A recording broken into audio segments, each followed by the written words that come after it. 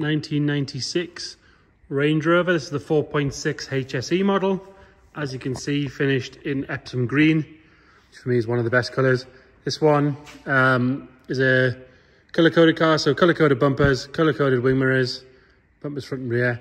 But also you might notice that the bumper on this front of this one is slightly different. It looks a lot like the really sought after, very expensive Overfinch 630R front bumper. So obviously Overfinch was the Land Rover tuners, still going today. 630R was their sort of psychopath P38 that they made.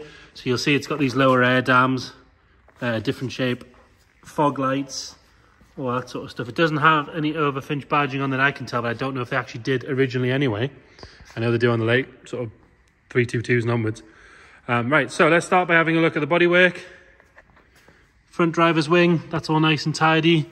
Nice and clean all the way around that arch. No sign of any corrosion coming through there.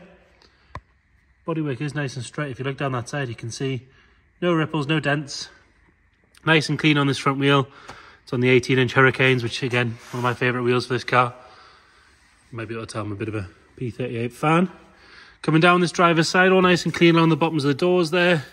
Quite often you'll find sort of a little corrosion spot appearing in this sort of area, but there's nothing there, as you can see. It does have some aftermarket side steps on. They've got a little bit of surface rust on them, but they are lovely and solid. Dead easy to remove if you want to get rid of them. And more importantly, they don't affect the trims on the side of the car, like some of them do. Continuing our way down this side, nice and clean on the rear passenger door. There's a couple of tiny little stone chips just here. That is me being very picky.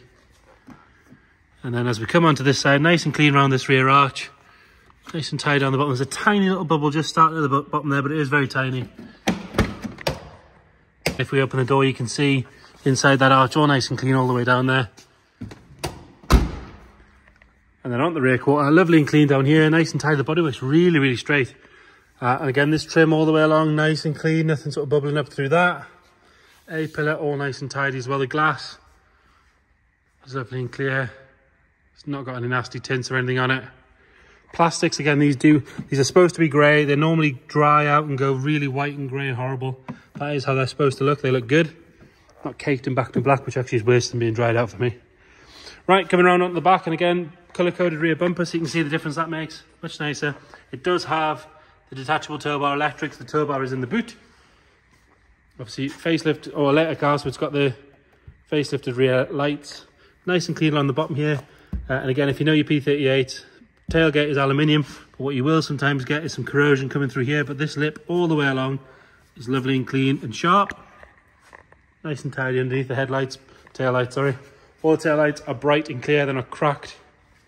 And more importantly, it's got the right size rear plate on. There's nothing worse than a small plate on the back of a Range Rover. Nice and clean on there.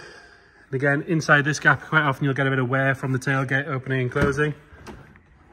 But this one doesn't have any at all on either side. Nice and tidy. Round on the passenger side, and again, no real marks to note on this rear quarter. The arch on this side, lovely and sharp and clean all the way around. No sign of any corrosion. If we open that up, apart from a bit of road grime, that's nice in there as well. Another good wheel and tyre. Rear passenger door, lovely and tidy and clean. No real marks on that either. And same goes for the front passenger door. Nice and tidy on the wing mirrors again, like I say, colour-coded on the wing mirrors as well. There isn't any surface rust that I can see on this side step, so the other one probably just wants sprayed to match this one. Just looks like a sort of satin black finish. But again, if it'll take my weight, it'll take the weight of most things. Nice and clean on that front arch again, and your final good wheel and tyre. And then round out the front, headlights and side lights, all nice and clean and bright, as is the badging as well, which is unusual. Colour-coded grille, just been a nice job, nice and clean. And then that front bumper, like I say, looks to be like your 630R bumper. There's no stone chips at all on that front end that I can see. If there is, they're very, very minor. I can't find any there. And then one minor one, just, I know it's a bit of dirt, ignore that. So there, there's one there. It's one little stone chip, that's about all we can find. And then the bonnet itself, lovely and clean. Got a couple of light swirls in it from sponges I could do with a quick polish, just to tidy that up. And then onto the interior. Nice and clean on that door card. Driver's seat does show a little bit of wear down the bottom there. It's electric memory, this one. Nice and clean on the steering wheel. 145,196 miles this one's got. And it does have the wood pack, so it's wood on the gear lever and on the centre armrest, which again also becomes your cup holder, which has the wood on there as well. Other than that, I'm going to put that away properly because that'll annoy me. Nice and clean and tidy. Standard head unit. I'll put the heater on in a second because there is no pixels missing from that, which again is double rare.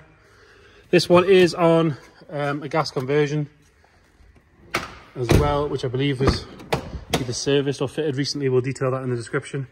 Nice and clean on that door card in the rear. And then the rear seat's nice and tidy, lovely and clean. These are not all stretched out like they usually are. Fitted proper genuine Land Rover mats in the back and the front, I believe. Nice and tidy. The headlining is pinned up a little bit at the back, but would it really be a P38 without pinned up headlining? Can get them redone now with a proper cloth for about 200 quid. Rams on the boot are nice and strong as well. They hold that up. There's no sagging in that. Rear carpet nice and clean. It still has its parcel shelf, which is, again, they normally go walkabout. Now we do have a 3-spoke spare wheel rather than the Hurricane, so I'm guessing it was originally on the 3 spokes. Tow bar wrapped up in some newspaper to keep it nice and tidy. And then again, underneath there, you've got the gas tank. Land Rover 6 CD in the corner there. And we've got a proper fitted Land Rover dog guard. Again, if you want to take that out, it's about a 20-minute job just to remove it, nice and easy. Nice and clean on this rear passenger side. And again, these seats in the back are really, really good. No signs of any wear at all in them. No funny smells in here, no signs of any moisture. All nice and tidy. Does have the Harman Kardon as well, so 6 CD, and it's a couple extra speakers at the top and things. Nice and clean on that passenger door card. And then this seat, no signs of any wear there at all. Really, really good. A little bit of mark of dirt in the grain. Really easy to clean that out. Top of the dash and everything all nice and tidy. So 4.6 this one. So the biggest of the 2 V8s you could get. Nice right size battery in there as well. So Range Rovers really hate wrong size battery. It throws all sorts of warning lights up, but this one's got a proper size battery in there. And you can see the gas system, which again all looks to be very, very new. So I would imagine it's been fitted recently. Check the description, we'll detail exactly what we know about that in there. I'll fire it up. Just way of pointing out, this one's on coil suspension as well, so the air suspension has been removed. Quite often with that, they'll sit funny, they'll sit a bit wonky. I briefly drove this one down the road. It drives well, it doesn't lean over like some coils do, but actually if you notice, it does sit very well.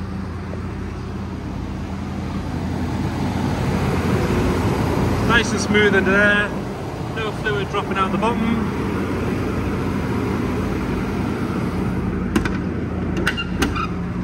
And then nothing nasty coming out the back. So there you have it. 4.6 litre P38 Range Rover HSE. If you've got any more questions, please get in touch. Thank you.